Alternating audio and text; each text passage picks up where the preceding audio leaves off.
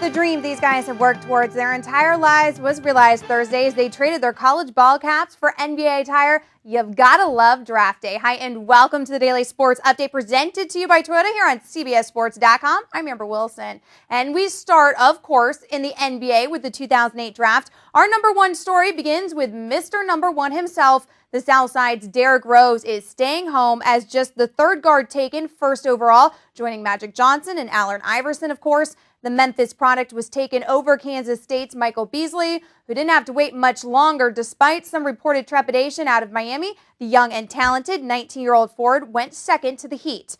The third name called, not surprisingly, belonged to O.J. Mayo, who was taken by Minnesota. And we've been hearing about these three guys nonstop leading up to draft day. They grew up together and playing against one another, so it's only appropriate they also made history together. It's the first time the top three picks have all been freshmen. In fact, 5 of the first 7 players selected last night were freshmen, also an NBA record.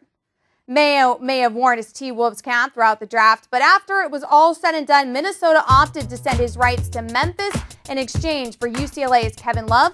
As part of an 8-player blockbuster deal, Memphis also gets Marco Jaric, Antoine Walker, and Greg Buckner in exchange for Mike Miller, Brian Cardinal, and Jason Collins. Love was selected 5th overall, one spot after teammate Russell Westbrook, who was the only freshman not among the top 5. The Knicks went overseas, taking Italian forward Danilo Gallinari, while fans in Madison Square Garden booed the selection. And Indiana guard Eric Gordon became the 5th freshman taken when he went to the Clippers. West Virginia's Joe Alexander, whose stock rose after a strong run in the Big East tournament, of course, went to Milwaukee. New Charlotte head coach Larry Brown, the former point guard himself, took a point guard in DJ Augustine of Texas.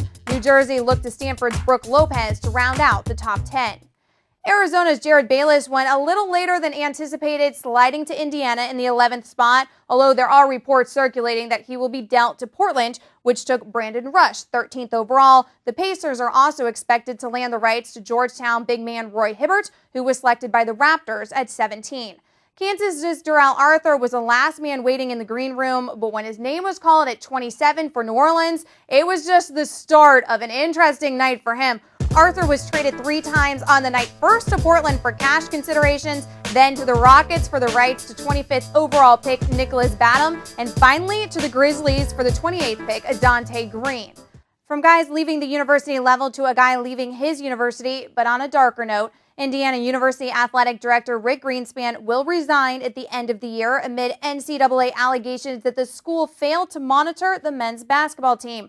Former head basketball coach Kelvin Sampson was accused of committing 5 major recruiting violations, which was later reduced to 4 during his year and a half at Indiana. Greenspan was in hot water for hiring Sampson, who was already under sanctions from recruiting violations while he was a head coach at Oklahoma.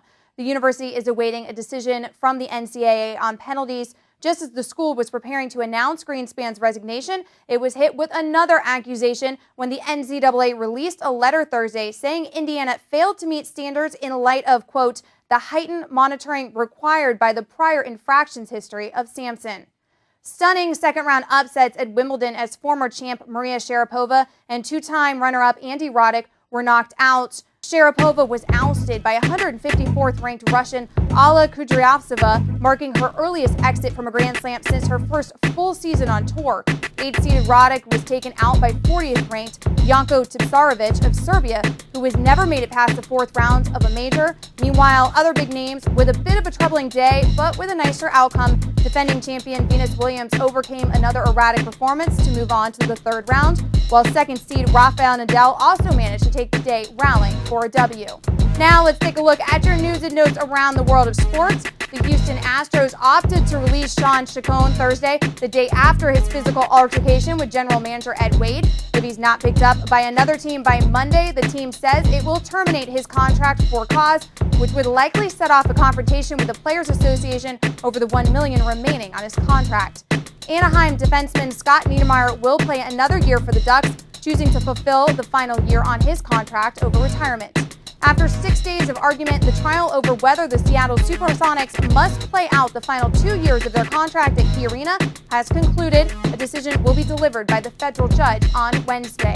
And Spain blanked Russia 3-0 in the Euro Cup semis Thursday, advancing to Sunday's final against Germany. And that'll do it for your daily sports update presented to you by Toyota. You better keep your mouse right here at cbssports.com for everything you need to know in the world of sports. If you missed anything here today, stop, refresh, and rewatch. I'm Amber Wilson, and you better have a fantastic weekend, guys.